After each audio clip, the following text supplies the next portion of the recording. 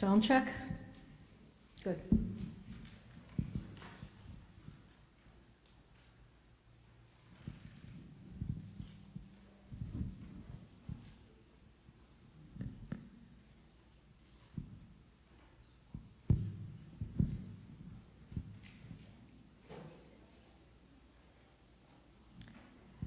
Hi, my name is Robin McPhee, and I'm a member of PEO International Chapter AA.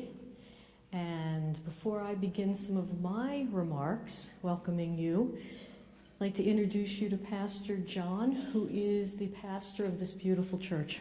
Thank you, Robin. Oh, wow, yeah.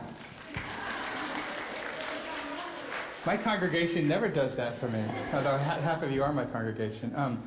Welcome to First Congregational Church of Holden. I'm Reverend John Barber, pastor here. It's wonderful to have you here this afternoon. This is an old building. The square part that you are in is 1789. And for the longest time, this church didn't celebrate Christmas because the New England Puritans never celebrated Christmas. They even outlawed it in the 1600s before we were a church. But then we owe this one to the Catholics and other immigrants who started celebrating Christmas and said, we need to celebrate it too. So by the late 1800s, we were celebrating Christmas. So this is a wonderful setting to tell this wonderful old story that just captures the essence of Christmas. So we're really happy to have you here today, happy to offer this space to the PEO, and I'm really looking forward to the show.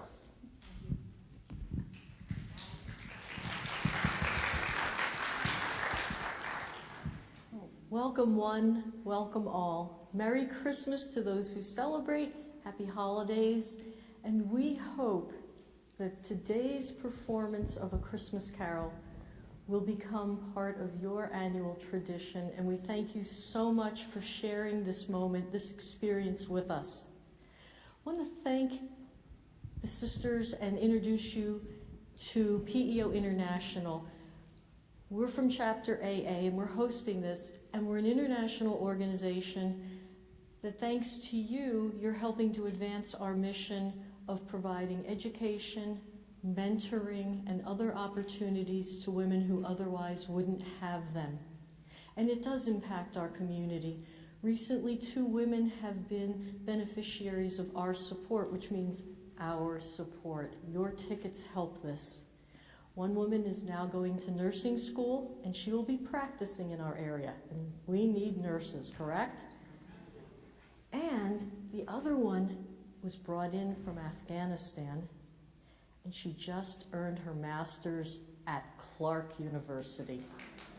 And she will be remaining in this community. So your help enriches this community. The raffle tickets at Well also advance our mission. So thank you.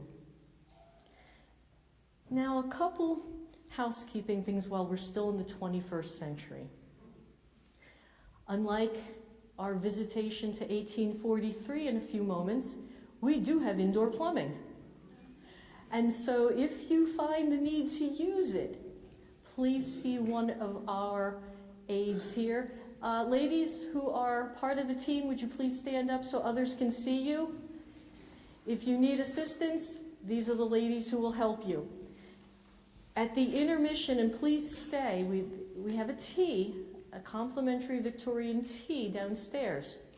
But please stay after Act 1. I have a few announcements to make before we send you down there. For those who have difficulty with stairs, we have an elevator.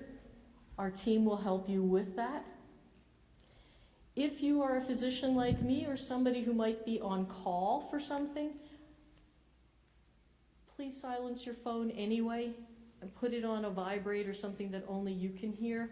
Otherwise, if you're not on call or you're not somebody who's an important reach back, and you're all important, but if your job needs you that much, you can keep it on vibrate. Otherwise, please turn it off. Also, and I'm going to say this for everyone who's ever been to a theater, if you have a cough drop or a candy, just rip it open. Don't do the slow death, okay? We all can hear you, so just rip it open. Now, let's go to the 1840s. And I'm going to introduce, in a moment, Jennifer Emerson. Now, Jennifer Emerson is a Dickens scholar. She has performed with Charles Dickens' great-great-grandson. In fact, most recently at Old Sturbridge Village, they did a Dickens performance together. She has performed this One Woman, A Christmas Carol for well over a decade across New England. She's on the board of Voices Against Injustice. She has been a consultant and lead actor in Cry Innocent, which is one of the longest standing plays in New England performing history, over 30 years. She has a master's in fine arts creative writing from Fairfield University, has performed other Dickens performances. She has also written and directed for large venues, multi-actor performances at Mystic Seaport, as well as intimate performances at House of Seven Gables and many other historic places throughout New England. To say the least, she has earned her chops. She has also written a book about Charles Dickens' philanthropic endeavors to help women in the 1800s.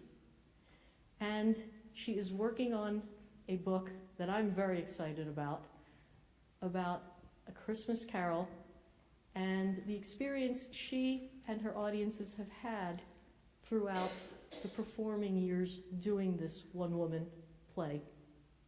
Without further ado, I invite you to relax, enter the 1840s, and enjoy a most wonderful experience by Jennifer Emerson of A Christmas Carol. And please help us welcome her.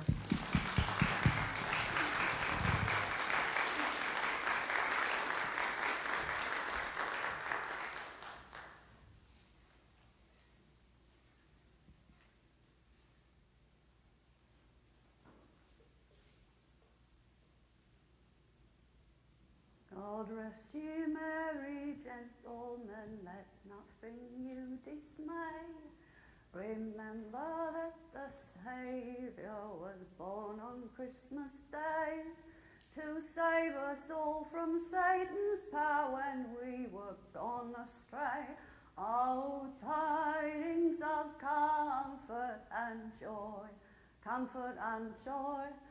Oh, tidings of comfort and joy.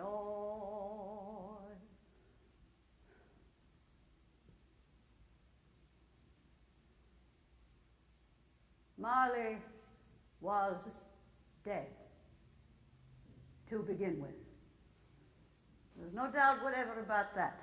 The register of his burial was signed by the clergyman, the clerk, the undertaker, and the chief mourner. Scrooge signed it, and Scrooge's name was good upon change for anything he chose to put his hand to. Old Marley was as dead as a doornail. Mind, I don't mean to say that I know of my own knowledge what there is particularly dead about a doornail. I would have been inclined myself to regard a coffin nail as the deadest piece of ironmongery in the trade. Feel that thing. Go on. There we are. But the wisdom of our ancestors is in the simile, and my unhallowed hand shall not disturb it, or the country's done for. You will therefore permit me to repeat emphatically that Marley was as dead as a doornail. Oh, you know the story. Lovely. Scrooge knew he was dead? Of course he did. How could it be otherwise? Scrooge and he were partners for I don't know how many years. Scrooge was his sole executor, his sole assigned, his sole residuary legatee, his sole friend, his sole mourner. Nobody ever stopped with gladsome looks on the streets to say to him, "My dear Scrooge, how are you? When will you come to see me?" No beggar asked him to bestow a trifle. No child asked him what it was o'clock. No one inquired the way to such and such a place of Scrooge. Even the blind man's dog appeared to know him, and when saw him coming would drag their owners up alleyways and up courts, and would wag their tails as if they said, No eye at all is better than an evil eye, Dark Master. Ruff. But what did Scrooge care? Once upon a time, of all the good days in the year, on Christmas Eve, Scrooge sat busy in his counting house. It was cold, bleak, biting, foggy weather, and the city clocks had only just gone 3, but it was quite dark already. The door of Scrooge's office was open, that he might keep an expectant eye on his clerk, who in a dismal little cell beyond, a sort of tank, was copying letters.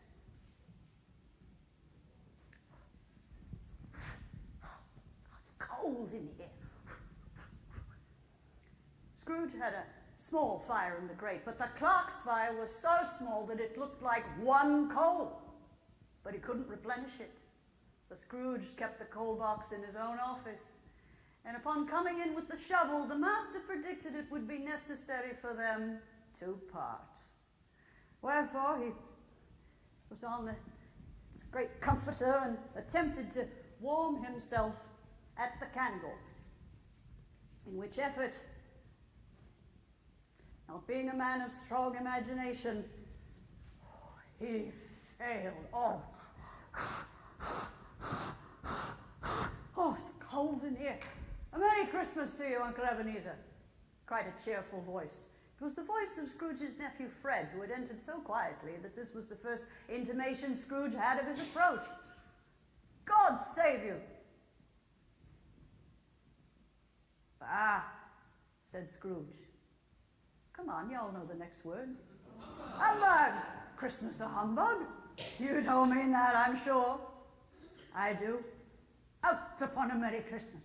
What's Christmas time but finding yourself a year older and not an hour richer? If I could work my will, every idiot who goes about with Merry Christmas on his lips should be boiled in his own pudding and buried with a stake of holly through his heart, he should. Uncle, nephew, keep Christmas in your own way and let me keep it in mine. Keep it, but you don't keep it. Well, let me leave it alone then.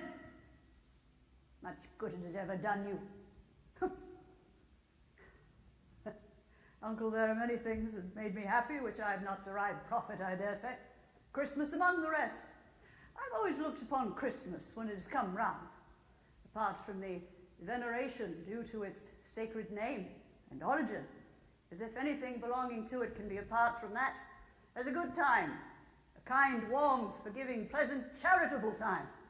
The only time I know of in the long calendar of the year when men and women seem by one consent to open their shut-up hearts freely and regard one another as fellow passengers to the grave and not some lesser race of creatures bound on other journeys. And therefore, Uncle, though it has never put a scrap of gold or silver in me pocket, I believe that it has done me good and will do me good. And I say, God bless it. The clerk in the tank involuntarily applauded.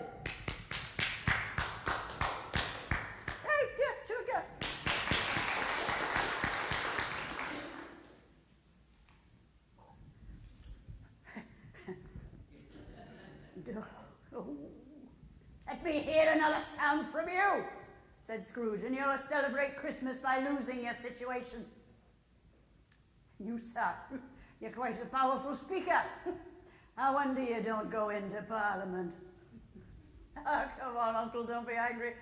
Dine with us tomorrow. Scrooge said that he would see him. Oh, yes, he went the whole length of the expression and said that he would see him. In that extremity first. Oh. But why? Said the nephew. Why? Why did you get married? Because I fell in love. Because you fell in love, said Scrooge, as if that were the only thing in the world more ridiculous than a Merry Christmas. Good afternoon. Nay, you never came to see me before that happened. Why give us an excuse for not coming now? Good afternoon. I ask nothing of you. I want nothing from you. Why can we not be friends? Good afternoon. I am sorry with all my heart to find you so resolute. We have never had a quarrel that I've been a party to, but I made this trial in homage to Christmas, and so I shall keep my Christmas humor to the last. And so, a Merry Christmas to you, Uncle. Good afternoon, and a Happy New Year. Good afternoon! His nephew left without an angry word. In letting Scrooge's nephew out, the clerk also let two other people in. They were portly gentlemen, pleasant to behold. They had books and papers in their hands, and they bowed to him.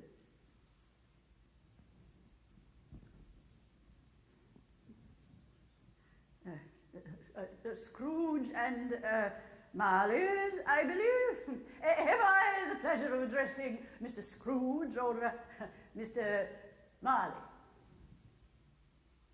Mr. Marley has been dead these 7 years. He died 7 years ago, this very night.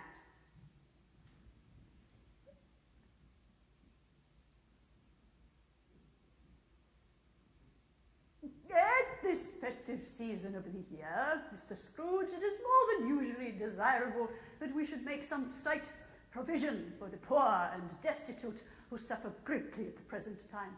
Many thousands are in want of common necessaries. Hundreds of thousands are in want of common comforts, sir.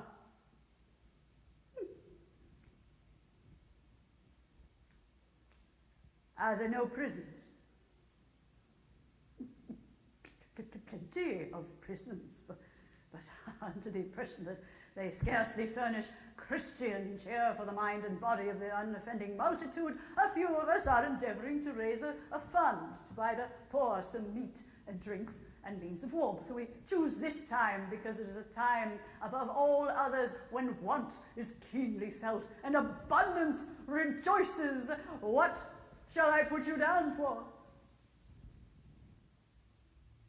Nothing.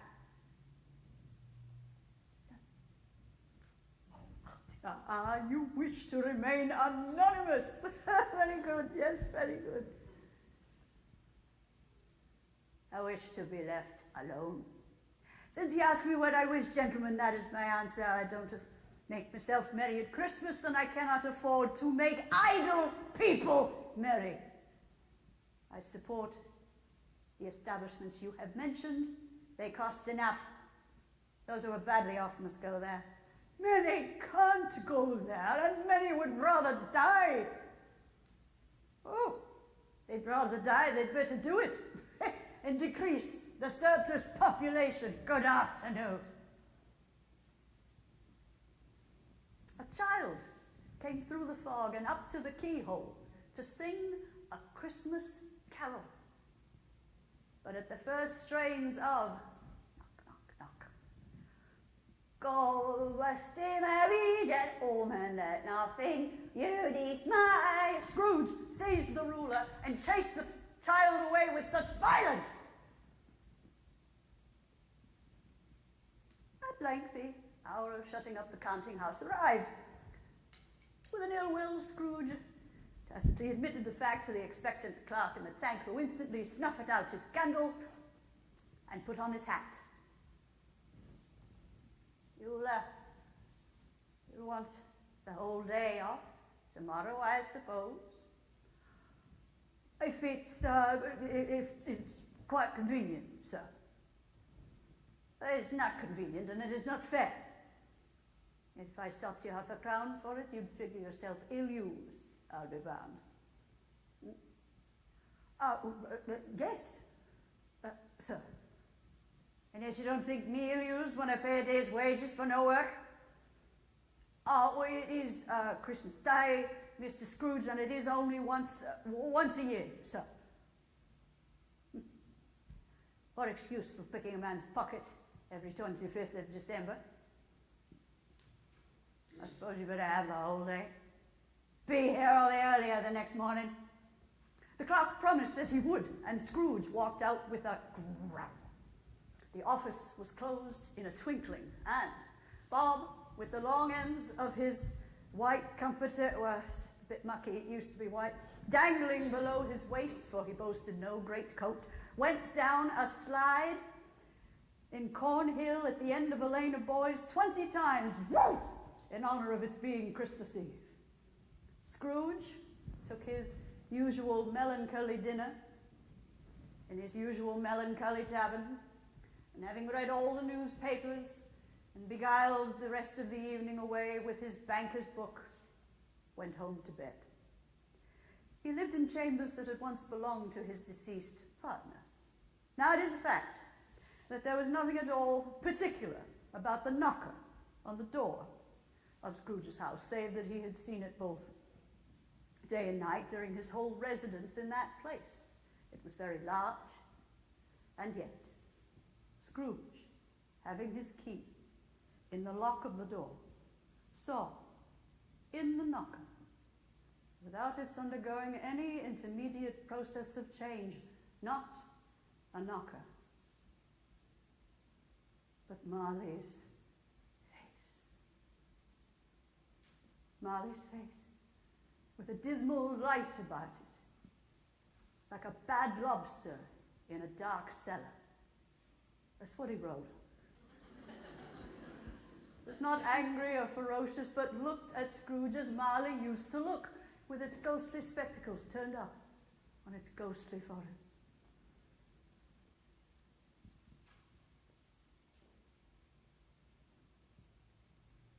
And as he looked fixedly at this phenomenon, it was a knocker again. He said, "Pooh, pooh," and closed the door with a bang.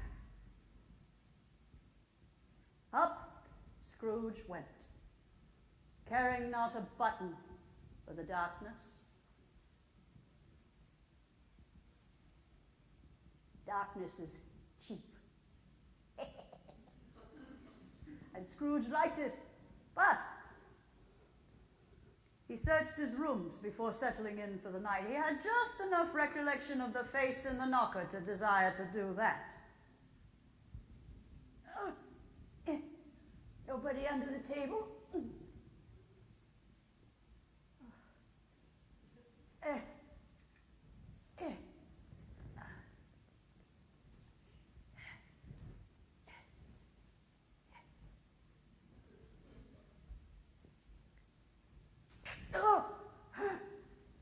Nobody under the sofa. Little fire in the grate and a saucepan of gruel, for Scrooge had a cold in his head, upon the hob. Quite satisfied, he locked himself in, double locked, which was not his custom. Sat before the very low fire to take his gruel.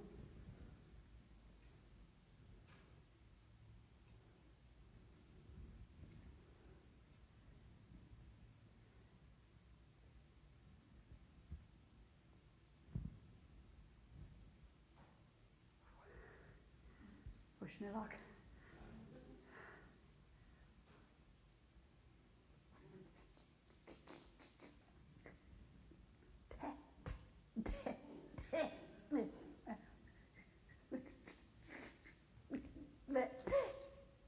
It's disgusting.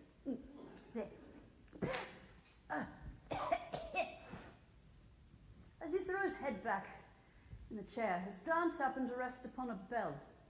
A very old and disused bell which had communicated for some purpose, now long forgotten, with a chamber in the highest story of the building. It was with great astonishment and an inexplicable dread that as he looked, he saw this bell begin to swing. Soon it rang out loudly, and so did every bell in the house. Was succeeded by a clanking noise, deep underground, as though someone were dragging heavy chains over the casks of the wine merchant's cellar. It came closer and closer, then up the stairs, then straight towards his door.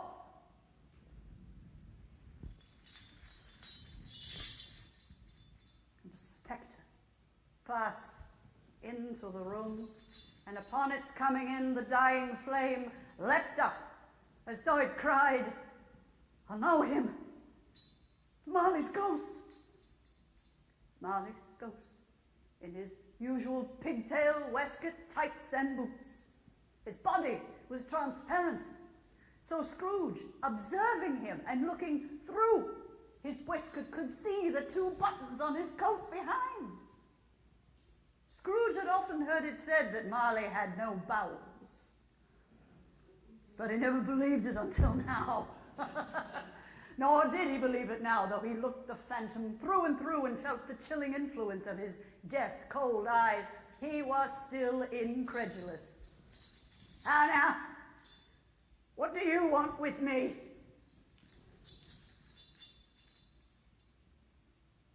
Much. Who are you? Ask me who I was.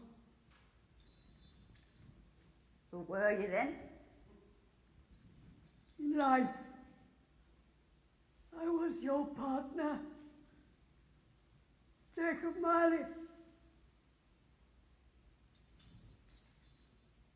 Can you sit down?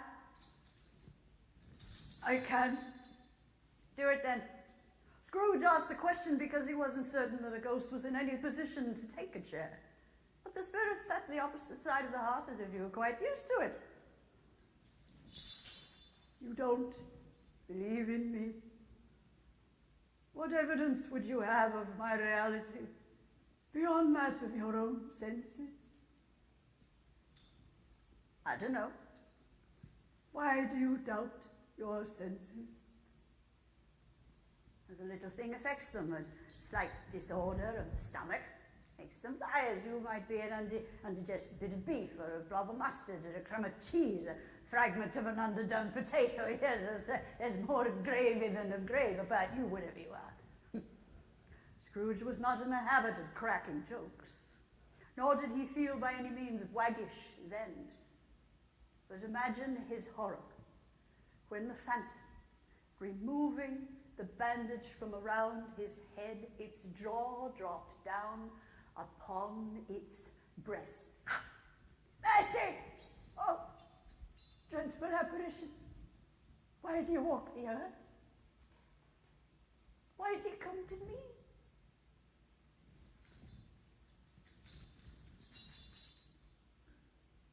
It is required of every man that the spirit within him should walk abroad among his fellow men and travel far and wide.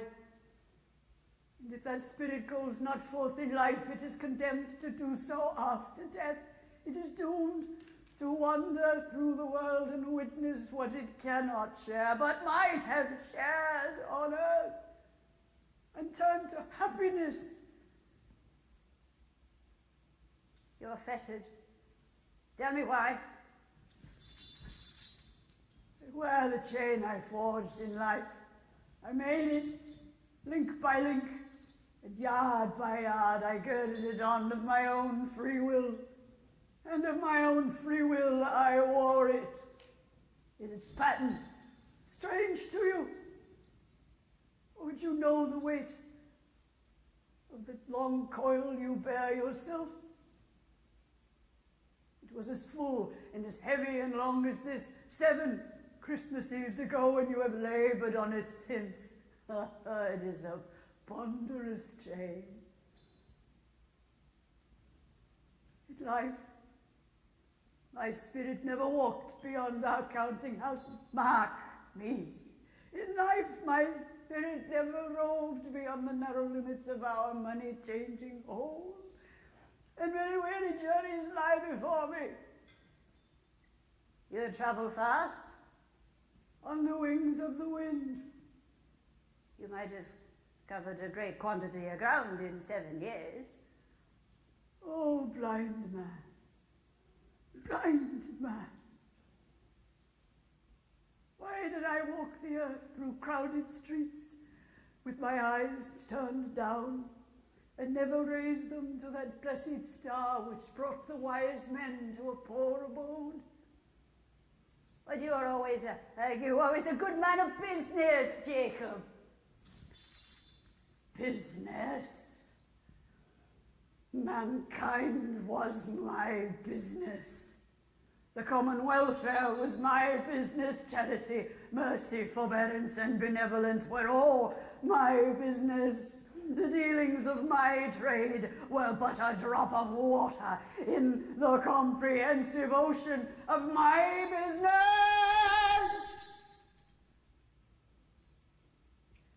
My time is nearly gone.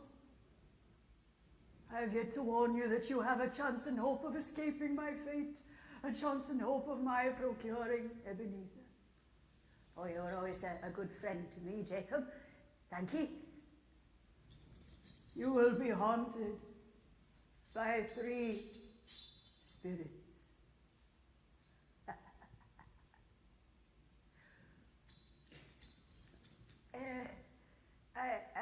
I think I'd rather not.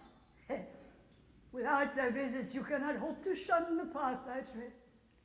Expect the first when the bell tolls 1.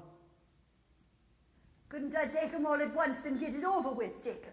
The second upon the next night at the same hour, and the third upon the next night when the last stroke of 12 has ceased to vibrate. Look to see me. No more.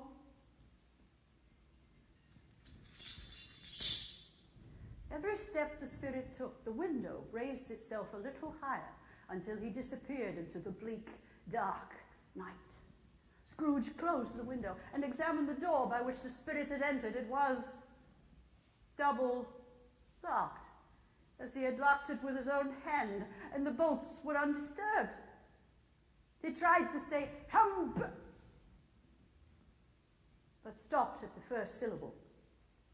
And being, from the emotion he had undergone, or the fatigues of the day, or his glimpse into the invisible world, or the dull conversation with the ghost, or the lateness of the hour, much in need of repose, he went to bed without undressing and fell asleep upon the instant.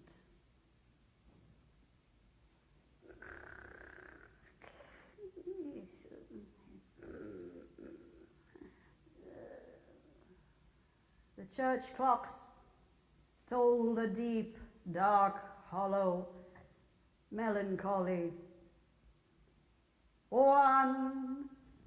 Light flashed into the room, and the curtains of his bed were drawn back by a figure not unlike a child. Yet not so like a child as like an old man, being viewed through some supernatural medium and having been diminished to a child's proportions. Its hair, which hung down its neck and back, was white, as if with age, yet the face had not a wrinkle in it, and the tenderest bloom was upon the skin. It held in its hand a branch of fresh green holly, and in singular contrast to that wintry emblem, had its dress trimmed in summer flowers. But the strangest thing of all was that from its head there sprung a bright, clear jet of light, by which all of this was visible, and which was no doubt the occasion of its using, in its duller moments, a great extinguisher for a cap, which it now held under its arm. Are you the spirit whose coming was foretold to me? I am. Who and what are you? I'm the ghost of Christmas past. Long past? No, your past. The things we shall see are but shadows of the things that have been. They will have no consciousness of us. Take heed, rise, and walk with me. The spirit made towards the window, and Scrooge clasped his robe in supplication. I am mortal and liable to fall. Bear but a touch of my hand. There, said the spirit, placing his hand upon his heart, and you shall be upheld in more than this. The room and its contents vanished instantly. They found themselves upon a country road.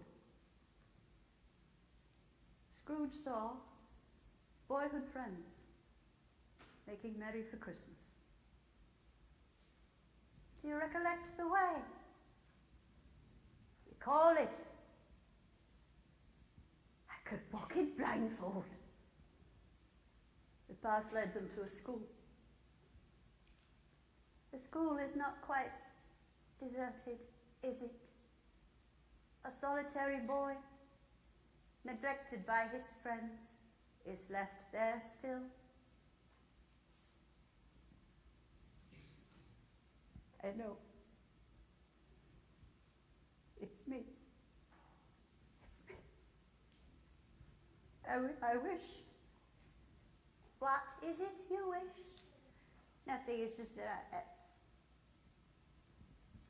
was a boy singing a Christmas carol outside my door last night. Should have given him something. Let us look at another Christmas. The scene changed again. They found themselves on the city streets. The spirit led him to a certain warehouse door and asked him if he knew it.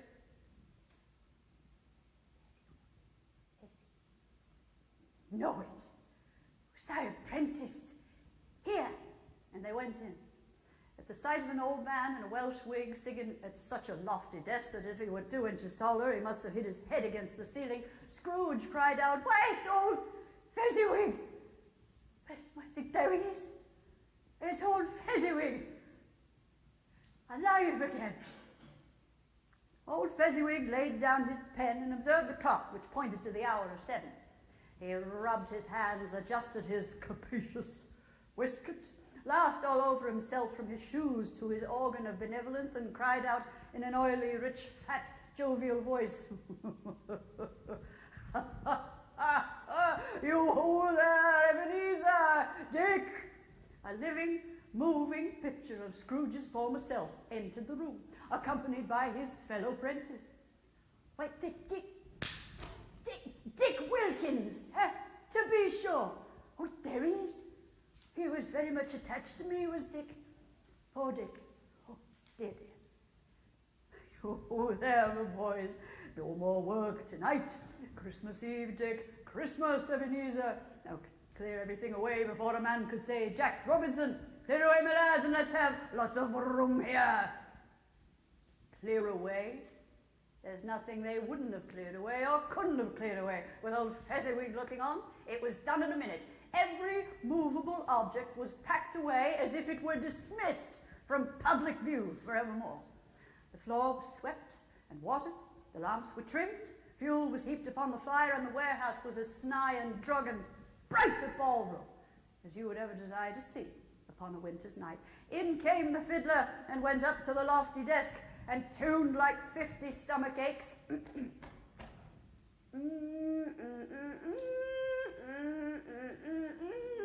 Ah, it's great. That's beautiful, isn't it? Yeah. Yeah, right, here we go.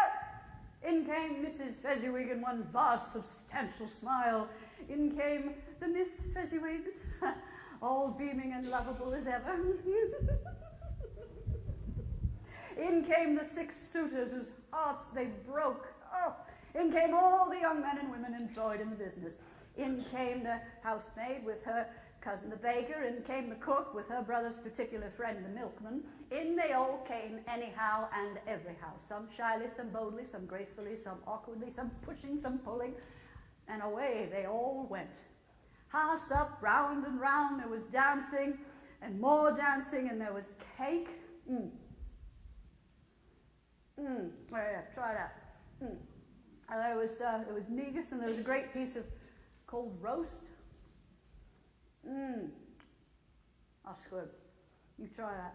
And there was a great piece of cold boiled. Yeah, catch. And there was mince pies. Yeah, take the whole plate. Yeah. And there was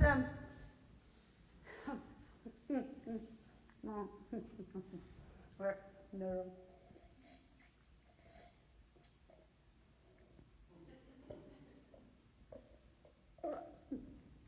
God, there was plenty of beer. But the great effect of the evening came when the fiddler struck up Sir Roger de Coverley, and then old Mr. Fezziwig stepped out with Mrs. Fezziwig.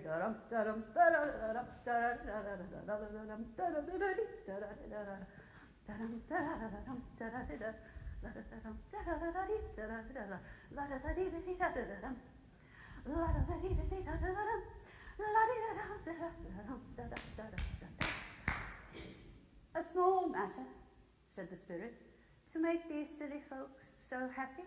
He has spent but a few pounds of your mortal money, 3 or 4 perhaps. Is that so much that he deserves this praise?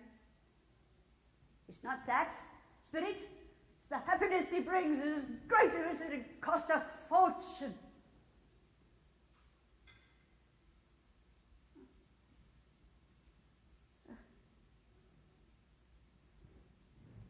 What is the matter? Nothing. Something, I think. No, it's just... I'd like to have a word with my own clerk, Bob Cratchit, just now. That's all. My time grows short. Quick! The scene changed again. Scrooge now found himself seated on a couch. He was in the prime of life, and seated to a young lady in whose eyes there were tears. It matters a little. Another idol has displaced me. And if she can comfort you in time to come, as I would have done, I have no just cause to grieve. You fear the world too much. I have seen your nobler aspirations die off one by one until the master passion gain engrosses you, have I not? If you met me today, tomorrow, yesterday, would you choose a dowerless girl? Or do I not know your repentance and regret would surely follow?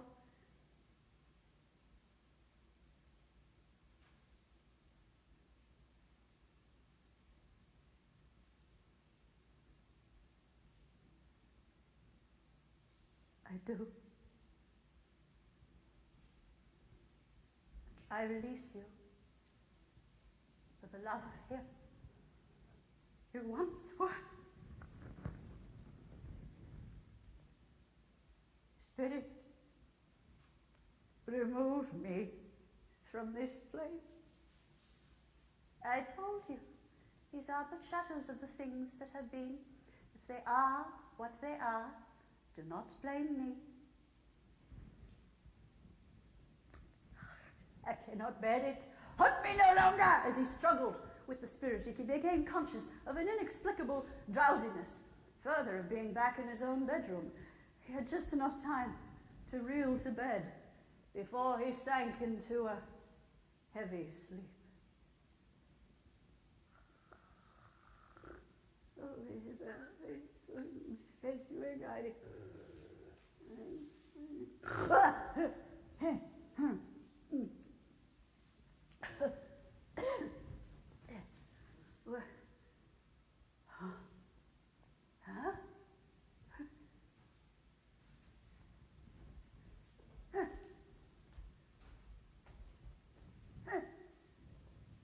Who put this in here?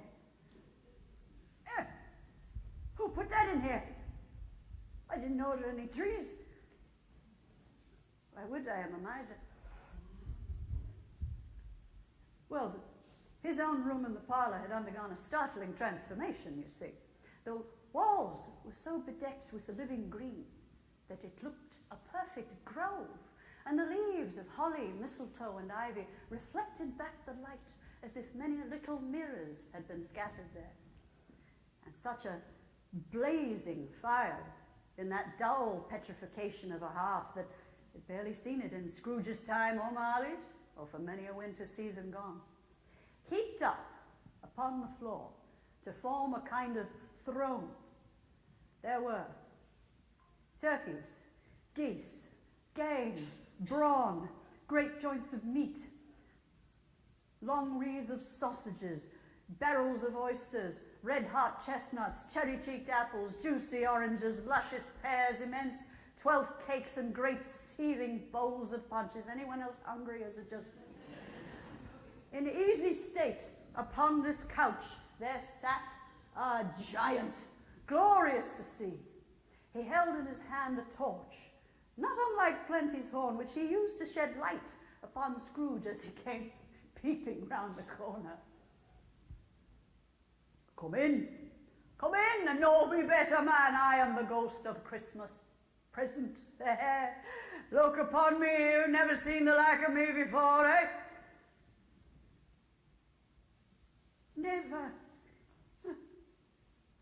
Never walked forth with my elder brothers, my younger brothers, born these late years? No, I have not. I have many brothers. Spirit. More than 1,800. Tremendous family to provide for. Eh? Spirit, conduct me where you will. If you have aught to teach me, let me profit by it. Very well. Touch my robe. They were in the city streets upon a Christmas morning. The Spirit led him to the home of his clerk and blessed Bob Cratchit's dwelling with the sprinklings of his torch.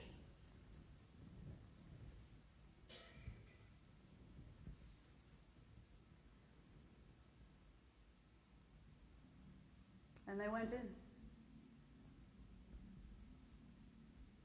Then up rose Mrs. Cratchit, turned out but poorly in a twice-turned gown, brave in ribbons, for they are cheap and give a goodly show for sixpence. She laid the cloth, assisted by Miss Belinda Cratchit, second eldest of her daughters. Master Peter plunged a fork into a saucepan of potatoes and, getting the corners of his monstrous shirt collar into his mouth, rejoiced to find himself so gallantly attired, and yearned to show his linen in the fashionable parks. Meanwhile, two smaller Cratchits came tearing in and explained that outside the baker's we could smell the goose and know it for our own. We could have goose. And basking in luxurious thoughts of sage and onion. They danced around the table and exalted Master Peter Cratchit to the skies, who, not proud, blew upon the slow fire until the slow potatoes knocked loudly at the saucepan lid to be let out and peeled. "What has got your precious father then?" said Mrs. Cratchit. "And Martha went this late last Christmas by half an hour." "He's Martha, mother." "He's Martha, mother! Oh, hurrah! He's such a goose, Martha. Here, we could have a goose." "What, my goodness gracious dear, how late you are. Well, we had a great deal to clean up this morning, last night, and then we had a great deal of work this morning as well, Mother. Mind, as long as you're here, sit down before the fire and have a warm, the Lord bless you." No, there's Father coming. No, hide, Martha, hide. Well, come on, well, get in there, go. Stay.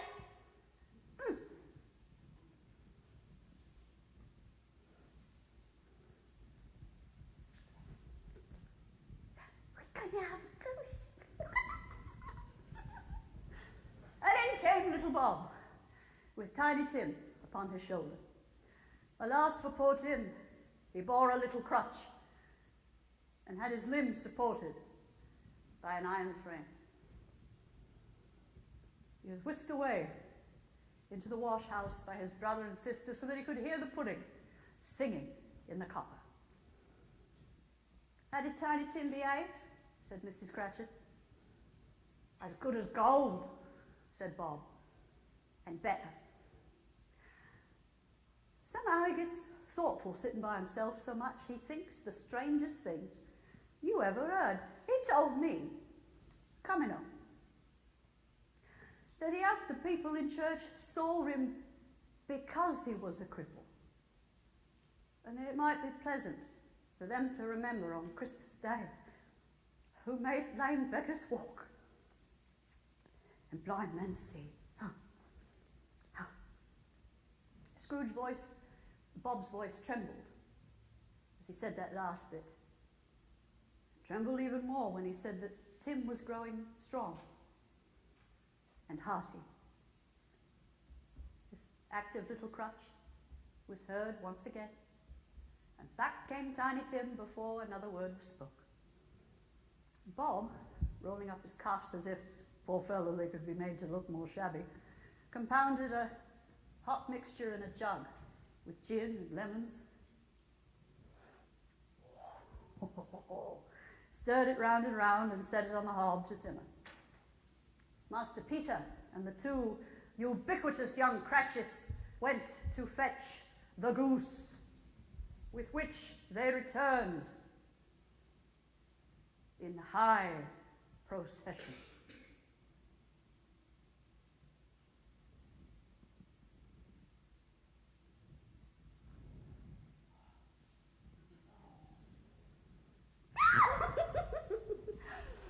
Mrs. Cratchit made the gravy hissing hot.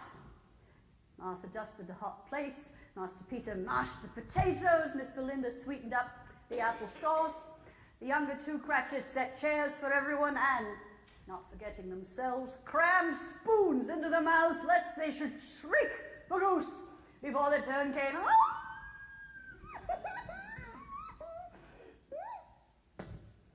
It was succeeded by a breathless pause as Mrs. Cratchit, staring all the way down the length of the carving knife, prepared to plunge it into the breast. Oh, but when she did, and the long-expected gush of stuffing issued forth, one great murmur of delight arose. This is your cue. Oh, don't quit your day jobs. There never was such a goose. Its tenderness, flavor, size, and cheapness were things of universal admiration. Eked out by applesauce and mashed potato, it was sufficient dinner for the whole family.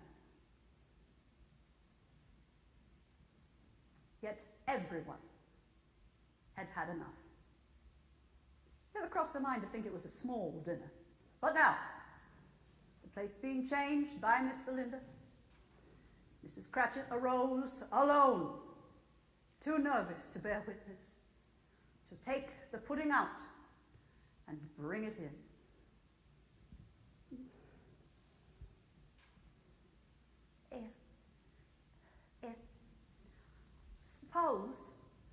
Suppose it shan't be done enough. Oh. Suppose it should break, in the turning out. I suppose someone come over the wall and stole it while we was making merry with the goose. A supposition at which the two young Cratchits became livid. Hello? A great quantity of steam. The pudding's out of the copper. A smell like washing day. Oh, no, that was the cloth. A smell like a pastry cook's next door to an eatery with the laundresses next door to that. That was the pudding. In another moment, Mrs. Cratchit returned, flushed but smiling proudly, with a pudding like a speckled cannonball, so round and hard and firm, blazing in half a carton of ignited brandy with Christmas holly stuck in the top. It's a wonderful pudding. Bob said, and calmly too, that he regarded it as the greatest success achieved by Mrs. Cratchit since our marriage. Take that for what you will, I don't know. And now, the table being cleared, The family gathered around the hearth, in a circle, meaning half a one. The contents of the jug being tested,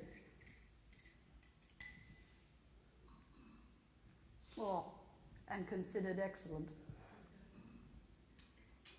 The family gathered around, and at Bob's elbow stood the family display of glass. 2 tumblers and a custard cup without a handle. But these held the stuff as well as golden goblets would have done, and Bob served it out with beaming looks. There we are, Tim. Merry Christmas to us all, my dears. God bless us, which the family re-echoed. God bless us, everyone, said Tiny Tim last of all. Spirit, will Tiny Tim live? I see a vacant seat in the poor chimney corner, and a little crutch without an owner, carefully preserved. If these shadows remain unaltered by the future, none of my race shall find him here. But what of it? If he be like to die, he had better do it, and decrease the surplus population. Mr. Scrooge, said Bob, I'll give you Mr. Scrooge, the founder of the feast. The founder of the feast, indeed, said Mrs. Cratchit. I wish I had him here. I'd give him a piece of my mind to feast upon, and I hope he'd have a good appetite for it. My dear, Christmas Day.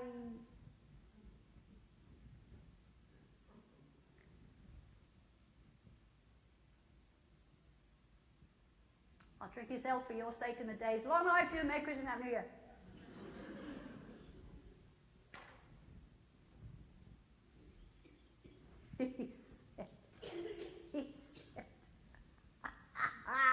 He said Christmas was a humbug, and he believed it too. The scene had changed again, and they now found themselves in the home of his nephew Fred. More shame for him, Fred, said his wife. Oh, she was pretty, exceedingly pretty, with a round, capital little face, a wonderful pair of lips that seemed made to be kissed, as no doubt it was, and the sunniest pair of eyes you would ever see in any little creature's head. All over, she was what you would call provoking, but satisfactory too. Oh, very satisfactory. He's a comical old fellow, said Fred, who suffers by his whims the most. Himself always. He won't even come to dine with us, and what's the consequence? He don't lose much of a dinner. Indeed, I think he loses a very good dinner, said Scrooge's niece's sister. Well, I'm glad you think so, but personally I don't have much faith in these newlywed housekeepers. What do you say, Topper? Topper confessed that, as a bachelor, he had no right to express an opinion on such a tender subject. At which Scrooge's niece's sister, the plump one in the lace tucker, not the one with the roses, blushed.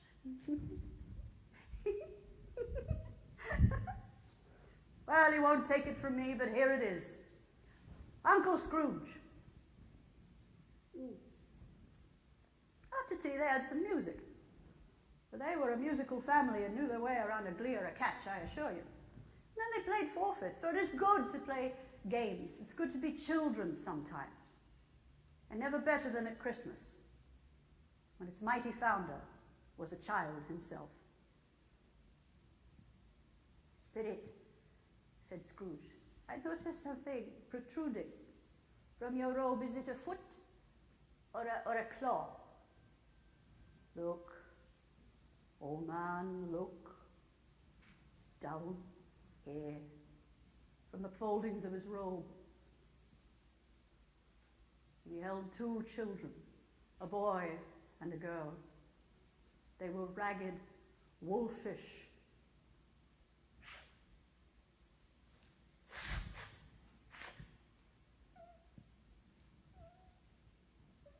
yet prostrate too in their humility. Spirit,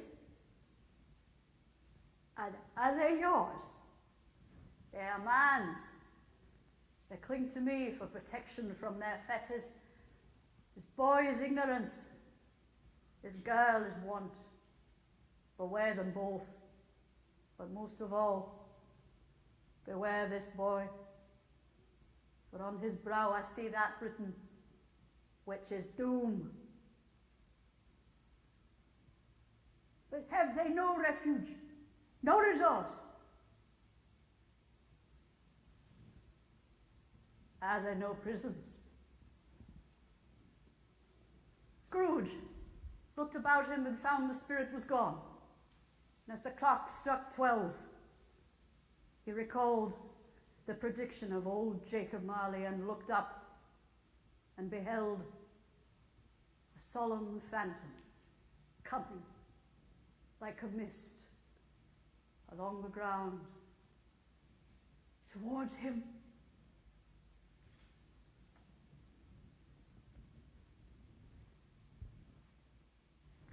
Well, I don't know about you, but I'm a bit famished. I've worked up an appetite.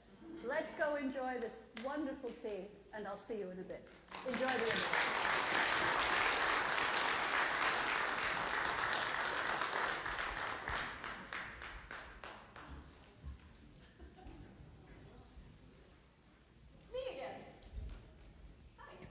Is this working? Good.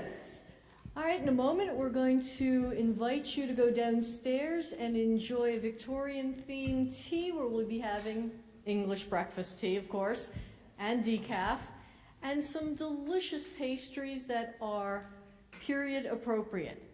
The bathrooms are downstairs. If it's difficult for you to use stairs, we do have an elevator-esque device. And with that, we wish you good dining. We'll snack.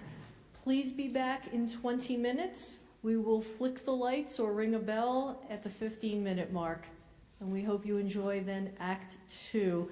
After the performance, there will be a question and answer period because Jennifer is indeed a Dickens scholar, has performed here and in London, and you might find it very interesting to make inquiry of her expertise. And there'll also be opportunities for photo ops if you would like. Without further ado, please go downstairs and enjoy yourself.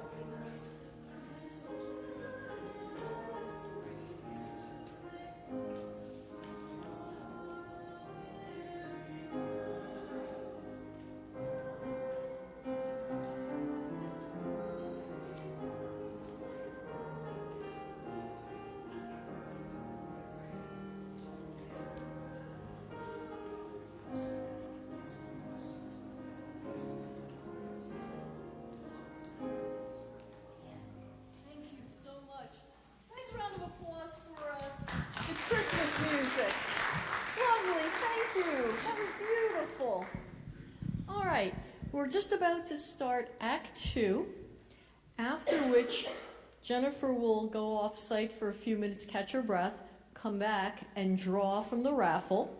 So one of you will go home with a beautiful Valancourt sponsored, hand-blown ornament, Christmas ornament.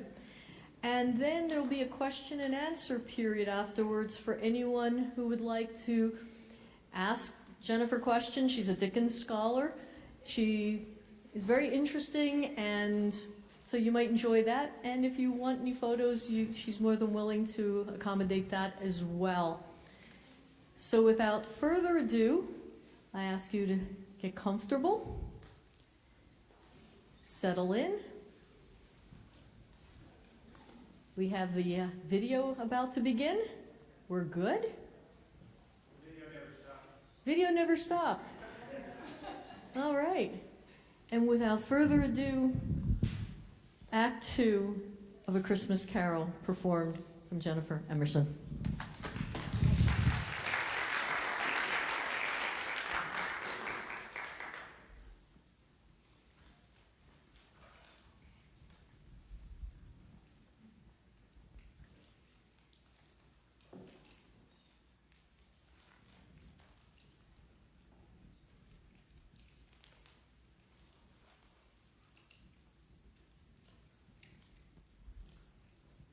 Did you get enough to eat? Yes. That's what I heard. You saved me a gingerbread cookie, yes? Maybe one? A crumb on the dish? When the Cratchits had devoured the goose, Mrs. Cratchit observed one small atom of a bone left upon the dish and said, "We ain't at it all at last." But I'd hoped to at least find one cookie left down there for me. So, all right, thank you very much. Now that you are cozy and fortified, we shall get to the ghost of Christmas future.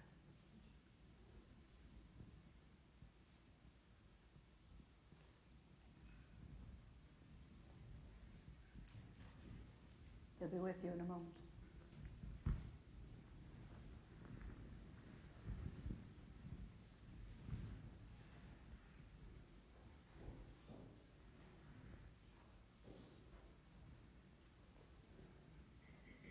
Spirit, there you are. Shall we?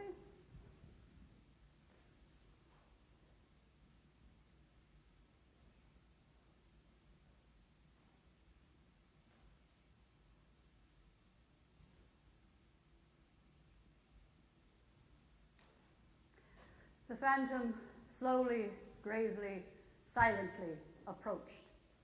It was shrouded in a black hood, which obscured its face, its form, and saved nothing visible but one outstretched hand.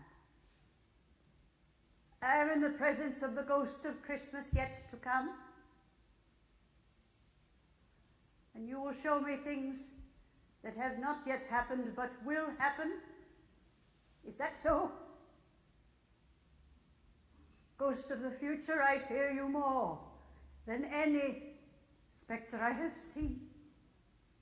But as I know your purpose is to do me good, I am prepared to bear you company. Will you not speak to me? Time is precious. Lead on.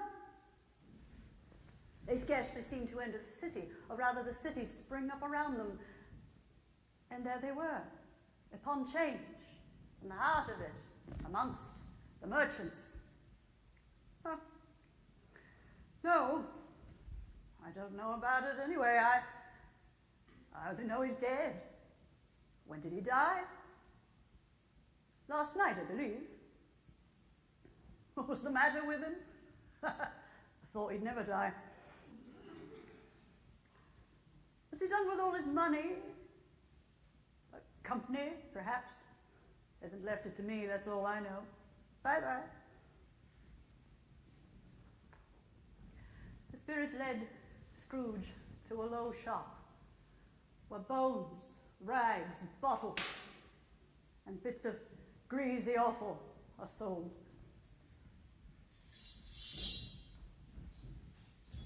Go Go away, Marley, you had your turn. They went in, and a man of great age sat, smoking his pipe.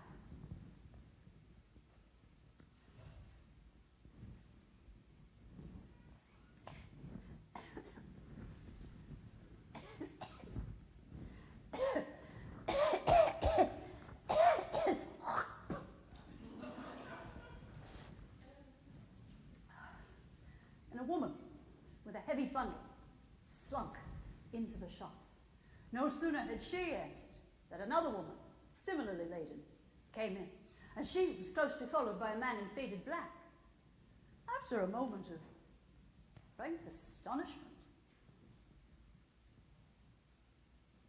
in which the old man joined them,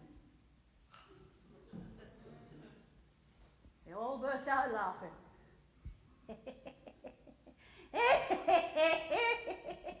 Let the charwoman alone to be the first, let the laundress alone to be the second, and the undertaker's man alone to be the third. Look here, old chap, here's a chance if we all had met here without the same time, without meaning it.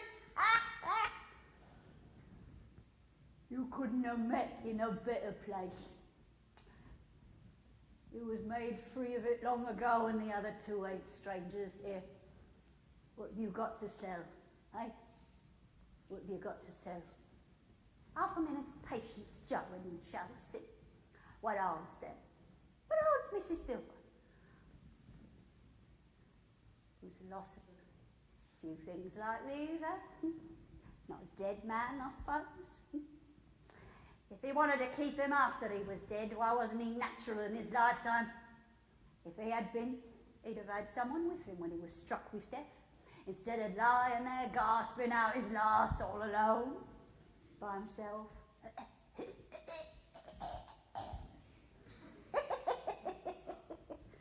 Open a bundle, Joe, and let me know the value. You speak out plain. I'm not afraid to be the first, not afraid for them to see it. Go on. Old Joe got down on his knees and took out some heavy bundle of some dark stuff. Whist. God. What do you call this? These bed curtains? Bed curtains. Don't drop oil in them blankets now. Well, his blanket. Whose else, do you think? He ain't likely to take cold without him now, I dare say. You can look through that to your eyes, eh? And you won't find a hole in it, not a threadbare place. It's the best one he had, and a fine one, so he'd have wasted it if it weren't for me. What you mean wasted it? They would put it on him to be buried in, of course. I took it off him. Calico is just as becoming. He couldn't have looked uglier than what he did in this one, eh? Scrooge listened to this dialogue in horror. Spirit, I see the case of this unhappy man might be my own, and my life tends that way now. Merciful heaven, what is this? The room changed. And now on a bed, a bare bed, unwatched, unwept, uncared for, lay the body of this plundered, unknown man.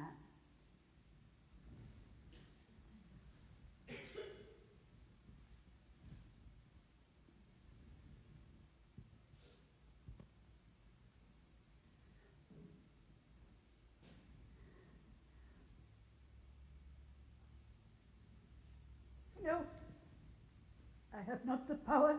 Spirit, have not the power. Let me see some tenderness connected with the death. The Spirit led him to Bob Cratchit's house. Quiet. Very quiet. The noisy little Cratchits, still as statues in the corner. Mrs. Cratchit and the girls were engaged in sewing. Master Peter had a book in his hand. And he took a child and set him in the midst of them. Mrs. Cratchit laid down her sewing.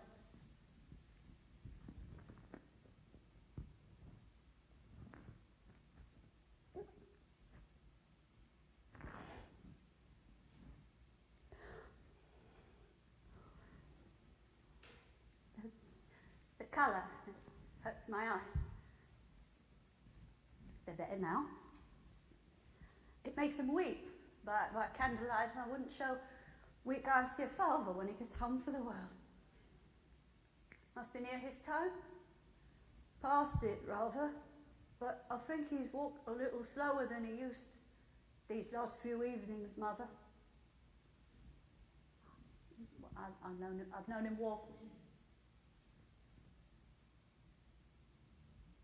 I've known him walk with Tiny Tim on his shoulder very fast indeed. So have I. So have I. So have I. But he was light to carry, and his father loved him so it was no trouble. No trouble. Oh, and there's your father at the door. Oh, come on. In came little Bob and his comforter. He had need of it, poor fellow. His tea was ready for him on the hob, and they all played who should help him to it the most. And each of the little Cratchits got up upon a knee and laid their cheeks against his, as if to say, "Do not mind it, Father. Don't be grieved." Bob observed a sewing on the table and praised the speed and industry of Mrs. Cratchit and the girls, and said that they would be done long before Sunday. Sunday? He went today then, Robert? Yes, my dear. I wish you could have gone. It would have done you good to see how green the place is. But you shall see it often. I told him. I told him that I would walk there on Sunday.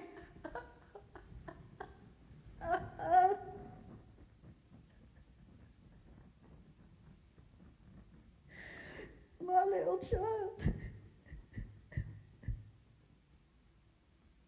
My little child.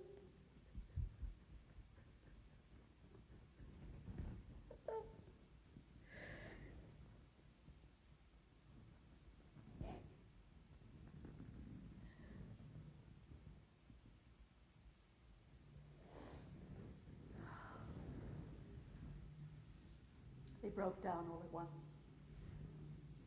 Couldn't help it. Spirit, said Scrooge. Who was the man we saw? Lying dead. The spirit conducted him to a ruinous churchyard, led him amongst the stones, and pointed down to one. Before I draw near to that stone, answer me. Are these shadows of the things that will be, or shadows of things that may be only? Men's deeds foreshadow certain ends, but if the deeds be departed from, surely the ends will change. Say it as well with what you show me. Scrooge knelt down before the stone and beheld his own name. Ebenezer Scrooge. Am I the man we saw lying dead? Hear me, Spirit, no. Hear me, I am not the man I was. I will not be the man I was, but for this intercourse, why show me this if I am past all hope? for the first time, the kind hand faltered.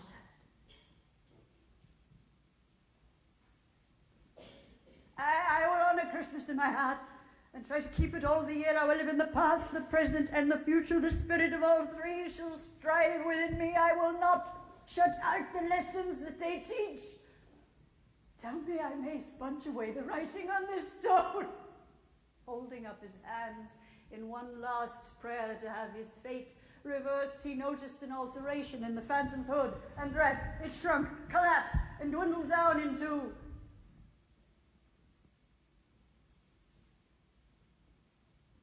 a bedpost.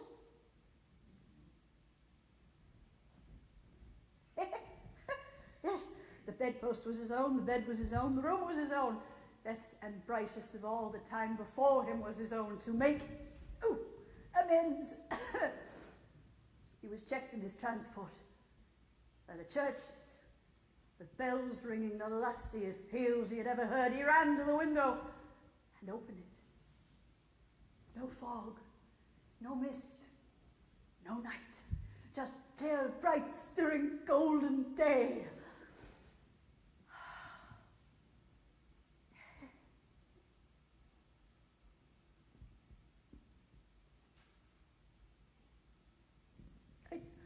What's today?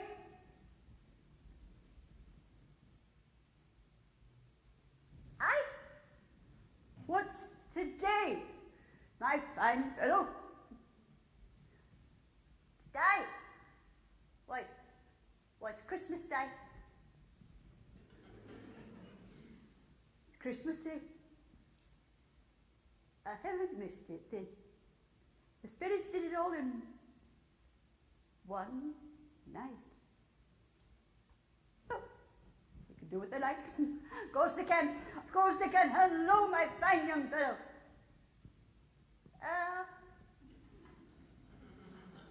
Do you know the poulterers in the next street but one at the corner? I should hope I did. Remarkable boy, intelligent boy. Do you know if they've sold the prize turkey that was hanging up? Not the little prize turkey, the big one. Or the one as big as mine? It's a pleasure to talk to you. Yes, maybe about the one as big as you. It's hanging there now. Is it? Go and buy it. Whoa, No, wait. I'm in earnest. Come back with the butcher and I'll give you a shilling. Come back with that turkey less than 5 minutes and I'll give you half a crown. The boy was off like a shot. Send the turkey to Bob Cratchit's.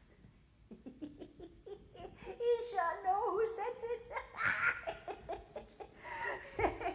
He dressed himself all in his best. At last, found himself upon the city streets. He looked so irresistibly pleasant that a few good-natured gentlemen were obliged to stop and say, "Good morning, sir. Merry Christmas to you." "Oh, Merry Christmas to you." Scrooge went to church. And in the afternoon found himself outside the home of his nephew. He walked by about a dozen times before he plucked up the courage, but he made a dash, and he did it.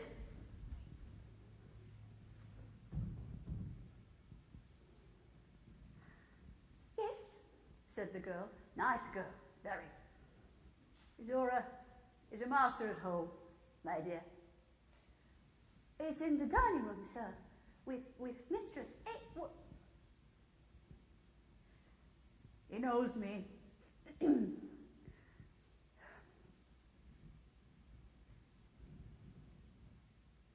"Fred."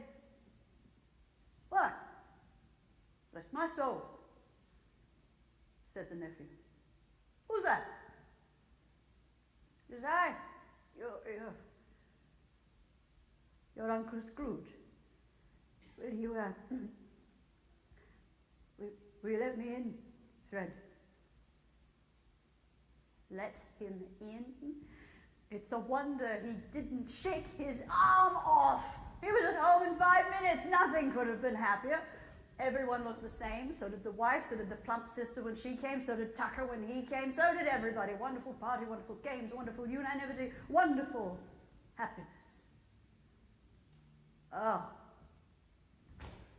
But if he could just catch Bob Cratchit coming in late, that's what he'd set his heart on, and he did it.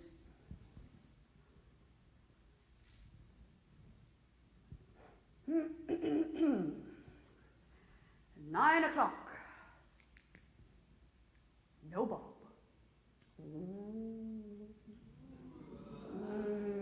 Quarter past. No Bob. Oh. Now here's the big one. Make it good. Bob was a full 18 and a half minutes past his time. I know. His hat and comforter were off before he entered, and he leapt upon the stool and drove away with his pen as if he hoped to overtake 9 o'clock.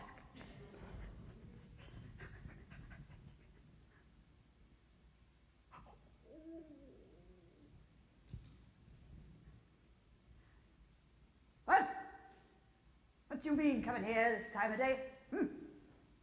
I'm sorry, sir, I am behind my time. You are? Yes. I think you are. Step this way, Mr. Cratchit, if you please. It's only once a year, sir. It shan't be repeated. I was making rather merry yesterday, sir.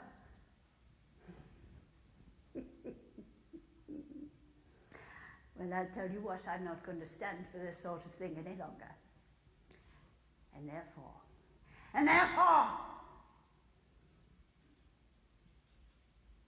I'm about to raise your salary. Bob trembled and got a little nearer to the ruler. A Merry Christmas, Bob.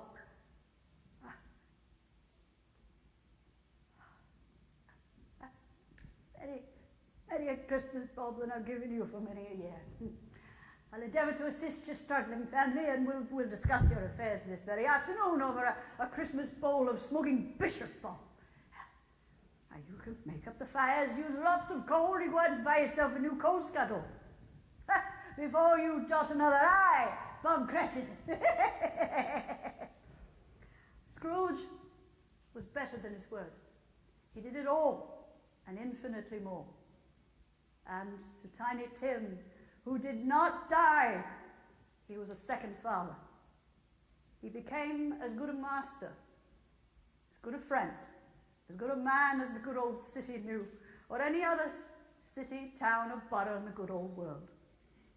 Most people laughed to see the alteration in him, but his own heart laughed, and that was quite enough for him.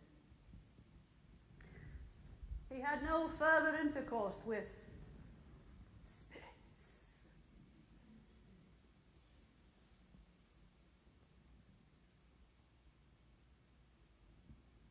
But lived upon the total abstinence principle ever afterwards. And it was always said of him that he knew how to keep Christmas well, if any man alive possessed the knowledge.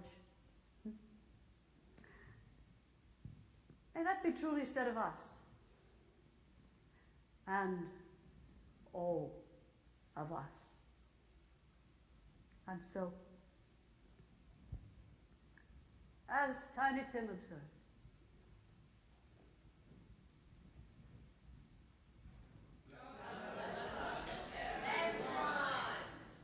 Merry Christmas.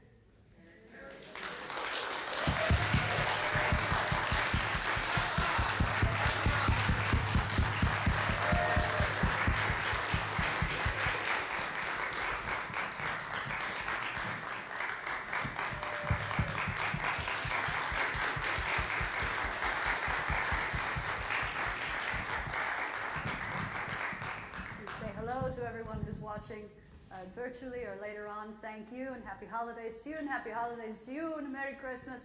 This is a story that I fell in love with when I was 7 years old, and that's more years ago than I care to admit. And it has haunted me pleasantly for a very long time, and it's something I love sharing with people, and I'm grateful to Pastor John and this wonderful church, all of the people who helped make this possible, and thank you to the PEO Sisterhood for considering me to help you with the benefit. Now, those of you who might not be familiar with that organization, just coming here, sitting down, watching this crazy lady do her thing, and enjoying some a wonderful tea and some wonderful things to eat downstairs, you are helping women you probably will never meet. You're helping women all over the world. And what a marvelous thing to do at this festive season of the year. I think Scrooge would approve, and as Scrooge would say, I thank you 50 times. Have a marvelous holiday season. Thank you.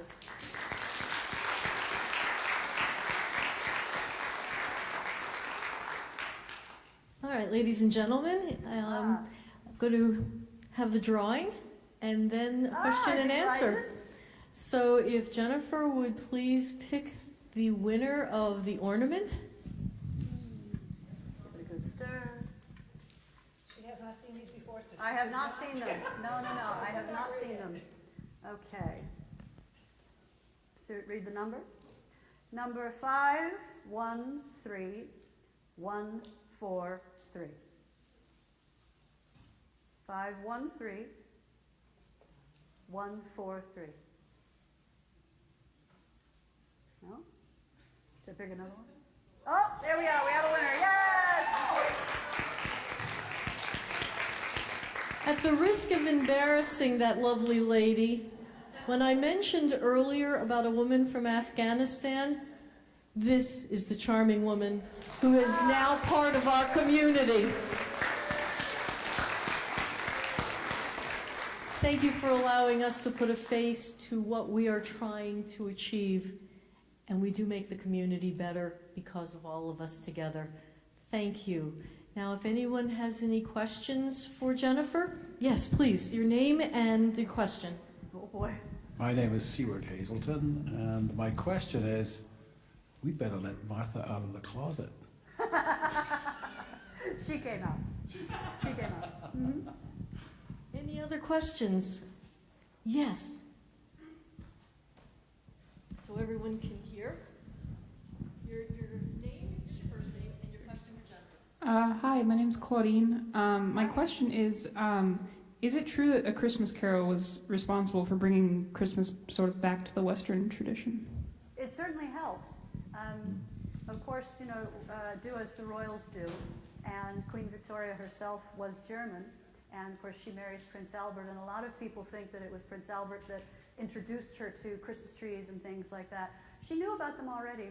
She was German. And that particular tradition is very well known to the Germans. In fact, I'm pretty sure they invented it. I grew up Lutheran, so we were always told the Germans invented it. And so what he was able to do was, yes, he made Christmas more popular, but also there was something new in society. The middle class, the middling class was coming in to vogue. And Dickens himself was new money. He was of the middling sort, of the middling class. And Christmas was not a big to-do like it is today. And that goes way back, as John was saying earlier, about even going back to the late 17th century here in Massachusetts Bay Colony. It was actually banned for a time. You would be fined if you got caught observing Christmas, even making a figgy pudding. They'd fine you, which is one of the reasons I love that carol when it says, now bring some right here, because that was the idea. So what he was able to do was give people that sort of, now we might call it, the old country Christmas, the old-fashioned Christmas, that other generations knew in the country. But Christmas was not yet a thing in the cities. And he was able to help bring it in. And of course, if Queen Victoria does something, everybody did it, even us Americans across the pond. And by around 1844, the book came out in 43. But by about a year later, it was here in American bookshops. And about 2 years after its printing, it was already on the stage. So what he tapped into was this idea of hearth and home, of goodness, of joy, and how the way you choose to look at life means everything. And Scrooge has shown that to make peace with your past, that's hard. That's a hard road to walk, but you're not alone when you do it. And he wasn't alone. And then you face your presence, and only in doing that can you have the roadmap for where you're going to go. And he finally understood that from that little boy who he chased away, who just wanted a penny for singing a song, to seeing himself as a neglected child, seeing Tiny Tim as a neglected child, and finally realizing, I matter, I've been there, and I can help people. And that's what he tapped into. Excellent question. Top marks. Thank you very much. Okay. Any other questions? I saw some other hands around here. Yes, let me scoot over so that everyone can hear you. Can we have a round of applause for this lovely lady who's been working her tail off? Is this marvelous?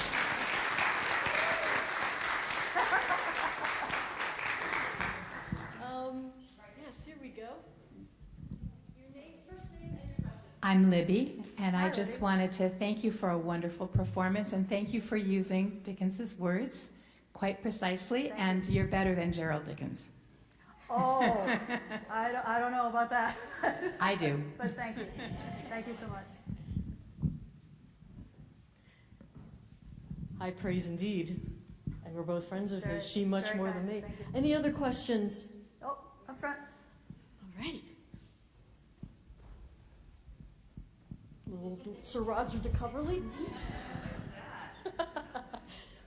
Twofold question. Okay. How many characters do you play as a traveling one-woman show? And number two is, Okay. where do you store all this stuff all year round? Somewhere up in here. But let me see. I've got to walk through the show. We have the narrator. We have Scrooge. We have Cratchit. We have the blind man's dog, because the rough. He's the best one to play. And we have Marley's ghost. So 6, and then we have Christmas Past. We have Fezziwig, Mrs. Fezziwig, Isabel, his ex-fiancée. Then we have Christmas Present, and then all of the Cratchits. Oh boy, I can't math tonight. It's a lot. It's a lot. Yeah. I mean, we're already up to about 15, and we're only halfway through the story. So, all of the. You're asking where do I store all of the lines in my head, or? Yeah.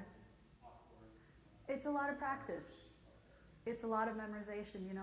As a kid, I was pretty good at memorizing for a test, which really helped me. But what I really wanted to memorize was my favorite books, and that's how I got good at being able to take a test, because I taught myself. I was reading Tolkien. The first poem I ever memorized was actually the Ballad of the King Under the Mountain. And then I started reading Poe and Dickens. And the reason for that is that my mother was a teacher. And she thought that this was a good idea. And they taught me to read before I went to kindergarten. So I was very lucky in that respect. I had 2 parents who taught me, who took the time to do that. So I'm very blessed. And I get a little choked up because they're gone.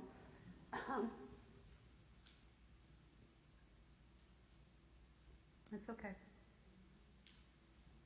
I owe them a lot. I do. But to continue what I was saying, because I want to answer your question, I know it's safe to cry. We're at God's house. So, amen. So, what I started doing was playing in the snow when I was able to. And let me explain, because I was born a month early, and they weren't sure that my mother was going to be able to have me, but through grace she did. And I was born without an immune system. And yet I'm 47 and I'm here. So what she used to do was days when it was far too cold to go play outside. I love snow. My mother's from northern Wisconsin. Snow is in my blood. So I wanted to go out and play, and she would not let me. And I was tiny, but as you know, I got a set of lungs under this corset. And everybody in the neighborhood knew how much I wanted to play in the snow. And she picked me up and put me on the couch, and she said, let me grab it. She said, you remember we watched the movie about that mean old man? and the ghost came and visited him, and then he was good. And I said, oh yeah, I was rooting for the ghost the whole time. It was great. And she said, well, here's a book you can read. And I said, oh, I want to go outside. And she said, well, this is an important book, and it's the book that the movie's based on. And I said, it's based on a book. Oh. And she said, you should know who this guy is, Charles Dickens. He changed the world through his stories, and that got me. And I thought, you can change the world through stories. And I started to read books, and then when I was old enough to memorize, I just started doing it because I'm still compelled by the notion that stories can change the world. Either fictional stories, stories of real people, it doesn't matter. So this is a facsimile of the original publication of A Christmas Carol from 1843. And 43 was also a very good year for Christmas in the fact that the first Christmas card was printed in London. It was invented by Sir Henry Cole, the inventor of the penny stamp, because he just had too many friends and not enough time. So it was printed, and he'd write, Merry Christmas, Happy New Year, and he would send it, and that was that. And before you knew it, Christmas cards had caught on. So 1843, tremendous year for Christmas, wouldn't you say? Yes? Okay. Thank you so much for allowing me to share my heart with you. I really appreciate that. Okay. Any other questions? I do this all night. This is fun. Any other This questions, is fun. comments, If thoughts? not, it's totally fine. I'll be here for a bit. All right. Well, Okay. thank you all again for One coming. more? Oh, one more. One more? Where Okay. where are we? Oh, Sure. hang on. Excusez-moi. Oh, c'était bon? Hello, I'm Mary. Hello? Hi, Mary. Thank you so much for sharing your talent. Amazing. You're welcome. I was curious to know, where else do you perform? Like, where's your next performance? And Anywhere that wants me to come really, perform. okay, is that on a website that you I have? have a website. My company, it's a humble company of one, is called the Petticoat Pages. So Okay. if you type that in, you will find it. Is that I on can our also site? give you a card Okay. if you like.